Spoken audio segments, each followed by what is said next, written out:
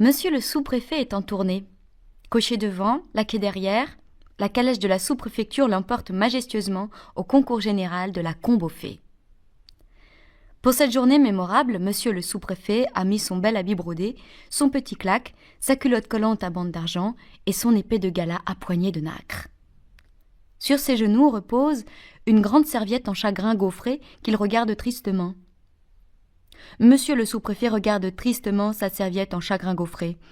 Il songe au fameux discours qu'il va falloir prononcer tout à l'heure devant les habitants de la Combe aux fées. Messieurs et chers administrés. Mais il a beau tortiller la soie blonde de ses favoris et répéter 20 fois de suite « Messieurs et chers administrés », la suite du discours ne vient pas. La suite du discours ne vient pas. Il fait si chaud dans cette calèche. À perte de vue, la route de la Combe aux fées poudroie sous le soleil du midi. L'air est embrasé. Et sur les ormeaux du bord du chemin, tout couverts de poussière blanche, des milliers de cigales se répondent d'un arbre à l'autre. Tout à coup, monsieur le sous-préfet tressaille. Là-bas, au pied d'un coteau, il vient d'apercevoir un petit bois de chêne vert qui semble lui faire signe. Le petit bois de chêne vert semble lui faire signe. « Venez donc par ici, monsieur le sous-préfet, pour composer votre discours. Vous serez beaucoup mieux sous mes arbres. » Monsieur le sous-préfet est séduit. Il saute à bas de sa calèche et dit à ses gens de l'attendre qu'il va composer son discours dans le petit bois de chêne vert. Dans le petit bois de chêne vert, il y a des oiseaux, des violettes et des sources sous l'herbe fine. Quand ils ont aperçu monsieur le sous-préfet avec sa belle culotte et sa serviette en chagrin gaufré, les oiseaux ont eu peur et se sont arrêtés de chanter. Les sources n'ont plus osé faire de bruit, et les violettes se sont cachées dans le gazon. Tout ce petit monde-là n'a jamais vu de sous-préfet, et se demande à voix basse quel est ce beau seigneur qui se promène en culotte d'argent. À voix basse, sous la feuillée, on se demande quel est ce beau seigneur en culotte d'argent.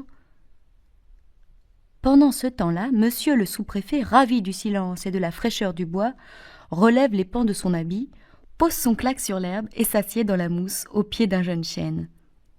Puis il ouvre sur ses genoux sa grande serviette de chagrin gaufré et en tire une large feuille de papier ministre. « C'est un artiste, dit la fauvette. « Non, dit le bouvreuil, ce n'est pas un artiste, puisqu'il a une culotte en argent. C'est plutôt un prince. »« C'est plutôt un prince, dit le bouvreuil. »« Ni un artiste ni un prince, interrompt un vieux rossignol qui a chanté toute une saison dans les jardins de la sous-préfecture. Je sais ce que c'est. C'est un sous-préfet. » Et tout le petit bois va chuchotant. « C'est un sous-préfet. C'est un sous-préfet. » Comme il est chauve, remarque une alouette à grande huppe. Les violettes demandent « Est-ce que c'est méchant ? Est-ce que c'est méchant ?» demandent les violettes. Le vieux rossignol répond « Pas du tout. » Et sur cette assurance, les oiseaux se remettent à chanter. Les sources à courir, les violettes à embaumer, comme si le monsieur n'était pas là.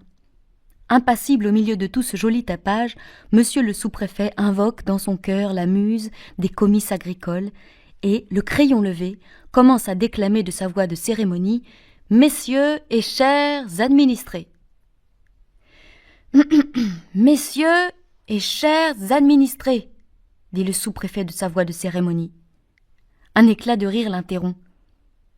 Il se retourne et ne voit rien qu'un gros pivert qui le regarde en riant, perché sur son claque. Le sous-préfet hausse les épaules et veut continuer son discours, mais le pivert l'interrompt encore et lui crie de loin. « À quoi bon ?»« Comment à quoi bon ?» dit le sous-préfet qui devient tout rouge. Et, chassant d'un geste cette bête effrontée, il reprend de plus belle. « Messieurs et chers administrés !»« Messieurs et chers administrés !» a repris le sous-préfet de plus belle. Mais alors, voilà les petites violettes qui se haussent vers lui sur le bout de leurs tiges et qui lui disent doucement « Monsieur le sous-préfet, sentez-vous comme nous sentons bon ?» Et les sources lui font sous la mousse une musique divine. Et dans les branches, au-dessus de sa tête, des tas de fauvettes viennent lui chanter leurs plus jolis airs. Et tout le petit bois conspire pour l'empêcher de composer son discours. Tout le petit bois conspire pour l'empêcher de composer son discours. Monsieur le sous-préfet grisé de parfum, ivre de musique, essaye vainement de résister au nouveau charme qui l'envahit. Il s'accoude sur l'herbe, dégrafe son bel habit, balbutie encore 2 ou 3 fois « Messieurs et chers administrés, messieurs et chers messieurs et... » Puis il envoie les administrés au diable, et la muse des comices agricoles n'a plus qu'à se voiler la face. « Vole-toi la face, ô muse des comices agricoles !» Lorsque, au bout d'1 heure, les gens de la sous-préfecture, inquiets de leur maître, sont rentrés dans le petit bois, ils ont vu un spectacle qui les a fait reculer d'horreur.